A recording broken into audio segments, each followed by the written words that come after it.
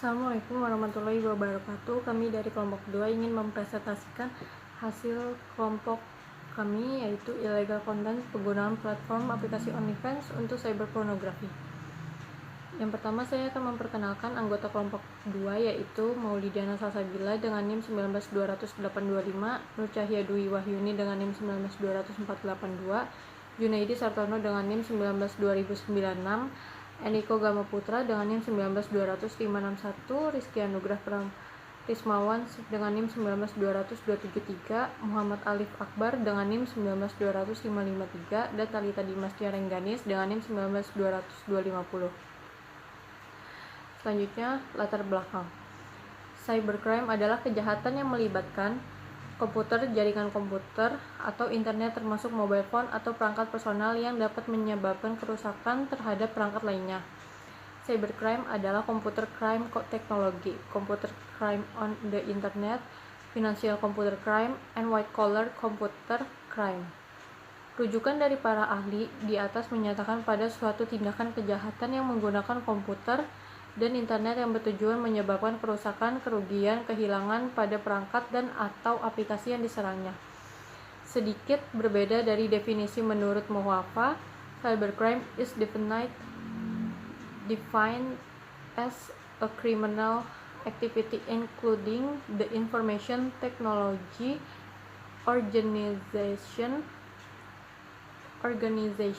including legal access and illegal interception. Cybercrime terbagi menjadi beberapa jenis seperti cyberbullying, cyberharassment, cyberracism, hacking, dan lain-lain. Menurut Mansur, kejahatan yang masuk dalam kategori cybercrime diantaranya cyberteroris, cyberpornografi, cyberharassment, cyberstalking, hacking, dan carding. Maksud dan tujuan dari penelitian ini yaitu untuk memenuhi apa yang dimaksud dengan illegal content. Yang kedua, dapat memahami tentang illegal content. Yang ketiga, mengetahui motif dan penyebab apa saja yang pernah terjadi tentang illegal content dan cara penanggulangannya. Tujuan dari penelitian ini yaitu untuk memenuhi nilai akhir semester UAS untuk mata kuliah Etika Profesi Teknologi Informasi dan Komunikasi pada semester 7 di Universitas Bina Sarana Informatika. Metode penelitian. Dalam metode penelitian ini, penulis memperoleh data secara tidak langsung dengan cara melakukan studi pustaka, yaitu dengan mencari data yang diperoleh melalui pengajian berbagai literatur yang berhubungan dengan inti permasalahan, yaitu tentang landasan teori cybercrime. Definisi cybercrime. Cybercrime adalah semua bentuk akses ilegal terhadap suatu data. Artinya, semua bentuk tindakan yang dilakukan secara tidak sah menggunakan komputer, terutama untuk mengakses, mengirimkan, atau memanipulasi data merupakan suatu tindak kejahatan cyber. Kejahatan komputer merupakan tindakan ilegal dengan menggunakan pengetahuan teknologi komputer untuk melakukan tindakan kejahatan. Pencurian perangkat keras dan perangkat lunak, manipulasi data, mengaksesan sistem komputer secara ilegal dengan telepon, dan mengubah program. Jenis-jenis cybercrime. 1. Akses ilegal. Zero access merupakan tindakan membuka atau masuk ke akun orang lain tanpa izin dengan sengaja, merupakan satu tindakan kejahatan di dunia maya. Akun yang telah dibobol oleh si pelaku sangat mungkin membuat pemiliknya mengalami kerugian. Contohnya, 1. Melakukan tindakan penipuan menggunakan nama pemilik akun. Kedua, memiliki data-data penting. Menyebar konten ilegal. Illegal content merupakan konten di dalamnya terdapat informasi atau data tidak etis, tidak benar, atau melanggar hukum. Ada banyak sekali jenis konten ilegal yang disebarkan di internet maupun yang paling sering disebarkan adalah berita hoax dan juga konten mengandung unsur pornografi.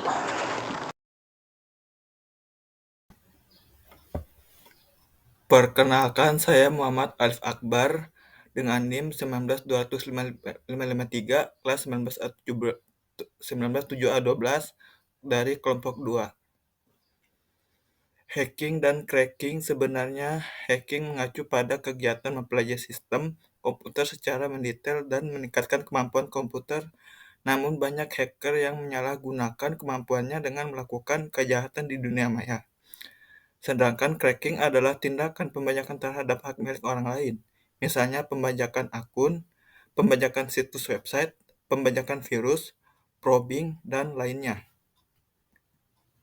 Pemalsuan data atau data forgery merupakan tindak kejahatan dunia maya dengan pemalsuan data pada dokumen penting yang disimpan sebagai scriptless dokumen di internet.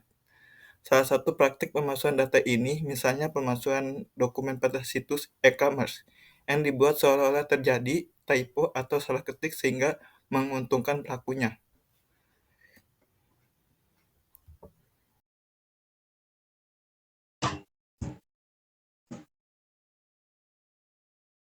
Penyalahgunaan kartu kredit adalah bentuk kejahatan yang di dunia maya di mana pelakunya berjalan dengan menggunakan nomor dan identitas kartu kredit milik orang lain. Praktik carding ini sangat merugikan para pemilik kartu kredit yang dicuri datanya. Itulah sebabnya saat ini semua negara sangat ketat dalam mengawasi kartu kredit, terutama yang melibatkan transaksi luar negeri. Pencurian data adalah aktivitas mencari data dari sistem komputer secara ilegal, baik untuk kepentingan sendiri atau dijual kepada pihak lain. Tindakan pencurian data ini sering berujung pada kejahatan secara online. Memata-matai adalah kejahatan di dunia maya yang memanfaatkan jaringan internet untuk masuk ke sistem jaringan komputer pihak lain untuk memata-matai. Assalamualaikum warahmatullahi wabarakatuh. Nama saya Rizky Anugrah Rismawan dengan NIM 19-2023. Di sini saya akan melanjutkan presentasi dari teman saya. Dan lanjut, di sini ada cyberlaw. Definisi cyberlaw. Cyberlaw adalah aspek hukum yang ruang lingkupnya meliputi setiap aspek yang berhubungan dengan orang perorangan atau subjek hukum yang menggunakan dan memanfaatkan teknologi internet yang dimulai pada saat mulai online dan memasuki dunia siber atau maya. Nah, terus di sini ada tujuan cyberlaw. Cyberlaw sangat dibutuhkan kaitannya dengan upaya pencegahan tindak pidana maupun penanganan tindak pidana. Cyberlaw akan menjadi dasar hukum dalam proses penegakan hukum terhadap kejahatan-kejahatan dengan sarana elektronik dan komputer, termasuk kejahatan pencucian uang dan kejahatan terorisme. Dengan kata lain, cyberlaw diperlukan untuk menanggulangi kejahatan cyber. Selanjutnya ada sebab alasan perlunya cyberlaw. Pertama, perkembangan teknologi yang sangat pesat membutuhkan pengaturan hukum yang berkaitan dengan pemanfaatan teknologi tersebut. Sayangnya hingga saat ini banyak negara belum memiliki perundang-undangan khusus di bidang teknologi informasi, baik dalam hal aspek pidana maupun perdataan. Kedua, permasalahan yang sering muncul adalah bagaimana menjaring berbagai kejahatan komputer dikaitkan dengan ketentuan pidana yang berlaku karena ketentuan pidana yang mengatur tentang kejahatan komputer yang berlaku saat ini masih belum lengkap. Tiga, banyak kasus yang membuktikan bahwa perangkat hukum di bidang TI masih lemah. Seperti contoh, masih belum bisa melakukan dokumen elektronik secara tegas sebagai alat bukti oleh KUHP. Selanjutnya ada kesimpulan. Cyberpora disebabkan oleh ketidakmampuan individu memenuhi kebutuhan secara seimbang sehingga menggunakan cara-cara yang ilegal di masyarakat. String teori menurut Marton berasumsi bahwa pada dasarnya setiap orang itu taat hukum, tetapi jika mereka berada di bawah tekanan kebutuhan yang besar, mereka akan melakukan kejahatan. Ketidaksesuaian antara tujuan dan cara inilah yang merupakan menyebabkan munculnya tekanan tersebut. DEA menggunakan platform OnlyFans di dunia cyber untuk mendapatkan keuntungan ekonomi yang tidak didapatkan di dunia nyata. Menggunakan platform di dunia internet membuat individu bisa dengan bebas menjalin hubungan dengan siapapun tanpa harus menghadapi batasan-batasan di dunia yang nyata seperti jarak, koneksi, kesempatan, dan lain-lain. Penanggulangan cyberporn harus dimulai dari pendidikan. Pendidikan harus mengajarkan mengenai pornografi, karena pornografi adalah kejahatan yang sangat mudah diakses dan menggunakan perangkat internet. Seminar dan penyusulan di berbagai tempat juga dapat dilaksanakan mengenai bahaya cyberporn sambil menunggu pemerintah yang seharusnya membuat undang-undang tentang cyber. Dari kelompok saya, kurang lebihnya mohon maaf. Wassalamualaikum warahmatullahi wabarakatuh.